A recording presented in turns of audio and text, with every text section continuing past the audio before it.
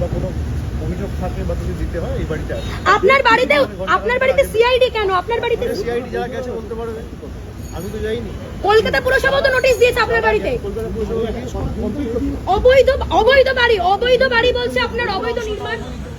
Kolkata পুরসভাকে notice যারা দিয়েছে কর্তব্য যাচাই করে যারা এই খবরগুলো সিলেক্টিভ মিডিয়াতে লিক করছে, একটা নোটিশ লাগিয়ে চলে গেলাম যে এই অংশটা অবৈধ, আমি তো বলতে হবে।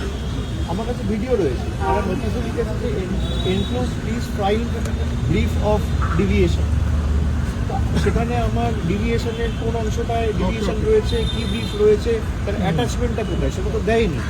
আমি এ নিয়ে মামলাও করব, আমার অধিকার রয়েছে, বিচার ব্যবস্থার দ্বারস্থ হব এবং যা লিখিতভাবে আমার যা রিপ্লাই ছিল আমি দিয়েছি, জানিয়েছি। বাকি সিআইডি টিম কেন এসছে, কেএমসি কেন এসছে, কি নোটিশ যারা দিয়েছে তারা বলতে পারবে। আপনি কি সই জাল সংক্রান্ত মামলা এসছে, আপনি কি সই জাল করেছেন?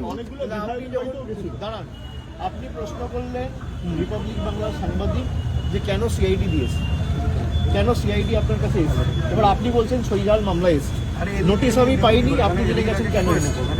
তাহলে আপনারা যখন সবকিছু জানেন, সিআইডি যখন বলেই দিচ্ছে তখন আমার তো বলার কিছু নেই। আপনি আমাকে প্রশ্ন করলেন যে কেন সিআইডি আপনার বাড়িতে এসেছে, এবার আপনি আমাকে বলছেন সইজাল মামলাতে এসেছে। তাহলে আপনার বিরুদ্ধে যে অভিযোগ, আমার বিরুদ্ধে যে অভিযোগ, আমাকে নোটিশ দেবে, আমি আইনত লড়াই করব। সিআইডি কি, এদের ইডি সিবিআইয়ের কাছে আমি মাথা নত করিনি। এদের 10 পুরুষও যদি চায় না যে আমাকে সিআইডি দিয়ে, কেএমসি দিয়ে বাড়ি ভেঙে, ঘর ভেঙে, অফিস ভেঙে, আক্রমণ করে, মাথায় আঘাত করে, যা ইচ্ছা এরা চেষ্টা করুক, আমি দমার ছেলে নেই।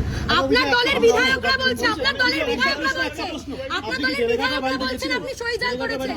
আমি ওখানে আমাদের বেলেঘাটা যে পার্টি অফিস রয়েছে, আমাদের ওখানকার নির্বাচিত যিনি বিধায়ক কুণাল ঘোষের অফিসে আমি দেখা করেছি। আচ্ছা, আমি ওখানেই গেছিলাম, ওখান থেকে এসছেন একটু পরে। আপনার দলের বিধায়করাই বলছেন